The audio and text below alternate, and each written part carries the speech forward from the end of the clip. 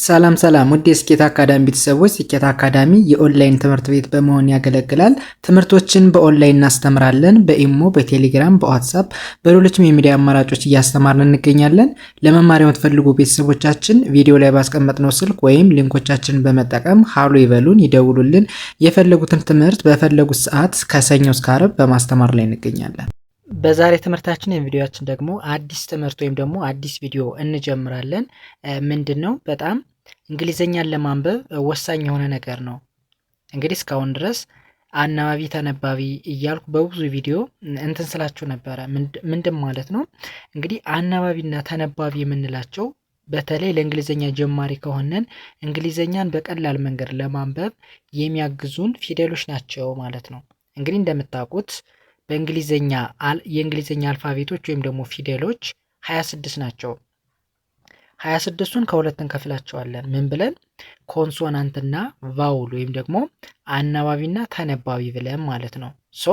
ከዚህ ጋር የምታዩቸው አምስቱ ፊደሎች ከዚህ ጋር በስሞል የተጻፉት ወይም ደግሞ በትንሹ ከዚህ ጋር ደግሞ በካፒታል የተጻፉት አምስቱ ቫውሎች ወይም ደግሞ አናባቢ ብለን የምንጠራቸው ናቸው ማለት ነው።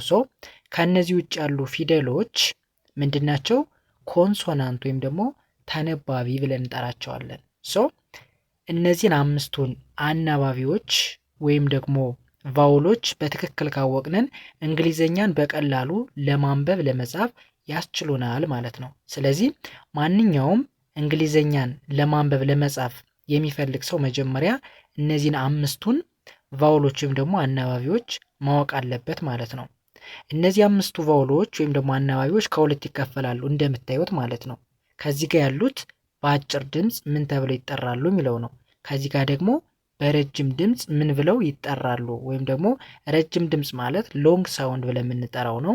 አጭር ድምፅ ማለት ደግሞ ሾርት ሳውንድ ብለን የምንጠራው ነው ማለት ነው። ከዚህ ጋር የምናያቸውን የተለያዩ የእንግሊዘኛ ፊደሎች ወይም ደግሞ አምስቱን ቫውሎች ወይም ደግሞ አናባቢዎች እያንዳንዳቸው ድምፃቸው ምን እንደሆነ እናያለን ማለት ነው። ቀጣይ ደግሞ በአጭር ድምፅና በረጅም ድምፅ በምሳሌ እናያለን። በምሳሌ ወደ ትምህርቱ ስንሄድ ከመጀመሪያው ስንጀምር የመጀመሪያው ካፒታል ነች። ከዚህ ጋር በቅንፍ ያስቀመጥኳት ደግሞ ስሞል ነች። ስለዚህ በትርጉም ደረጃ ተመሳሳይ ናቸው። ኤ ምን ተብሎ ይጠራል? ምን አይነት ድምፅ አለው ስንል ኤ አ ተብሎ ይነበባል ወይም ደግሞ አ ሚል ድምፅ አለው። ስለዚህ ኤ አ ብለን እንጠራዋለን ማለት ነው። ወደ ሁለተኛው ስንሄድ ኢ ማለት ደግሞ ኢ ማን ተብሎ ይነበባል? ኤ ብለን እናነባዋለን ወይም ደግሞ ኤ ሚል ድምፅ አለው። ወደዚህኛው ስንሄድ ይቺ ፊደል ደግሞ ማነች? አይ ነች።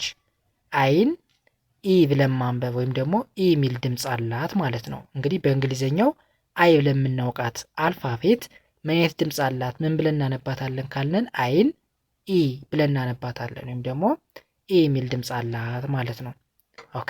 ይህን በዚህ ካየን ወደሚቀጥለው ስንሄድ የሚቀጥለው ማን ነው? ኦ ፊደል ነው። ኦ። ስለዚህ ኦን ደግሞ ምን ብለን እናነባዋለን? ኦን ኦ ብሎ ማንበብ ወይም ደግሞ ኦ ሚል ድምፅ አለው። ኦ የእንግሊዘኛ አልፋቤት ስሙን ይዞ የሚሄድ በእንግሊዘኛው ኤቢሲድን ስንቆጥርም ኦን ኦ ነው ያልነው። ከዚህ ጋር ምን ብለን ነው የምናነበው? ኦ ብለን ነው የምናነበው። ኦ ብለን ነው የምናነበው። የመጨረሻው ዩ ነው። ዩን አ ብለን ማንበብ። አ ማለት የአ ቤተሰብ ሆና 8ኛ ፊደል ወይም ደግሞ ዲቃላ ፊደል ወይም ደግሞ ሆሄ እያልን የምንጠራት ነች። ስለዚህ ዩን አ ብለን እናነባዋለን። በአጭር ድምፅ ወይም ደግሞ በሾርት ሳውንድ ጊዜ እንደዚህ ካየነ ወደ ሎንግ ሳውንድ ስንሄድ በሎንግ ሳውንድስ ምን ብለን እንጠራቸዋለን? ማየት ድምፅ አላቸው ወደሚለው ስንሄድ ከመጀመሪያው ስንጀምር የመጀመሪያው እንደምታዩት ማነች? ኤ ነች። ኤን ኤ ብለን ነው የምንጠራው። በአጭሩ በረጅም ድምፅ ወይም ደግሞ በሎንግ ሳውንድ ጊዜ በጣም ቀላል ነው። የራሳቸው የእንግሊዘኛ አልፋቤት ስማቸውን ይዘውት የሚሄዱ ምን ማለት ነው? ኤ ስንል ኤ ብለን ነው የምናነበው ወይም ደግሞ ኤ ሚል ድምፅ ነው ያለው ማለት ነው። ኢ ስንልም ኢ ሚል ድምፅ አለው። አያችሁ? ኢ ማለት ኢ ነው። አይ ስንልስ? አይ ስንልም አይ። አያችሁ? በእንግሊዘኛ ስንጠራውም አይ ነው። ድምፁንም ስናየው በአማርኛው አይ ነው ማለት ነው። ከዛ ወደዚህኛው ስንሄድ ኦ ማለት ደግሞ ኦ ነው። ኦ ኦ የሚባለው አናባቢ ወይም ደግሞ ቫውል በሾርት ሳውንድ ጊዜም በሎንግ ሳውንድ ጊዜም ተመሳሳይ ድምፅ አለው። አያችሁት? ከዚህ ጋርም ኦ ነው፣ ከዚህ ጋርም ኦ ነው ማለት ነው። ስለዚህ ኦ የሚባለው የእንግሊዝኛ አልፋቤት በሾርት ሳውንድ ወይም ደግሞ በሎንግ ሳውንድ ወይም ደግሞ በአጭር ድምፅ ወይም በረጅም ድምፅ ተመሳሳይ የሆነ ድምፅ አለው ማለት ነው። ኦኬ፣ ወደዚህኛው ስንሄድ ይች ማነች? ዩ ነች። ዩ ማለት ኡ የሚል ድምፅ አላት። ኡ ብለን እናነባዋለን። ኦኬ፣ እንግዲህ አሁን ያየናቸው በአጭር ድምፅና በረጅም ድምፅ አምስቱ አናባቢዎች ወይም ደግሞ ቫውሎች ድምፃቸው ምን ይመስላል የሚለውን ነው ያየነ። እንደነገርኳቸው ለእንግሊዘኛ በተለይ ለእንግሊዘኛ ጀማሪ የሆነን ቤተሰቦች ከዛሬ ጀምሬ የምለቀውን ቪዲዮ በደንብ ከተከታተላችሁ በእርግጠኝነት መጨረሻ ላይ አሪፍ ለውጥ ማምጣት ትችላላችሁ ብዬ አስባለሁ። ምክንያቱም መሰረቱ ከዚህ ላይ ነው። አናባቢና ተነባቢ ድምፆችን በደንብ መለየት ከቻልነን በቀላሉ ማንበብ መጻፍ እንችላለን ብዬ ነው ማስበውና ቪዲዮውን በደንብ ሳታቋርጡ እስከ መጨረሻው ድረስ እዩት። ሁሌም የምለቃቸውን ቪዲዮዎች ከዚህ በኋላ ተከታትላችሁ ለማየት ሞክሩ። መጨረሻ ላይ ለውጡን አብረን የምናየው ይሆናል ማለት ነው። በእርግጠኝነት አሪፍ ለውጥ እንደምታመጡ ምንም ጥርጥር የለውም። ስለዚህ ቪዲዮውን በደንብ ለማየት ሞክሩ እስከ መጨረሻው ድረስ ማለት ነው። እንዲሁም ደግሞ ያልገባችሁ ማንኛውም ነገር ካለ ኮመንት ሴክሽን ላይ አስቀምጡልኝ።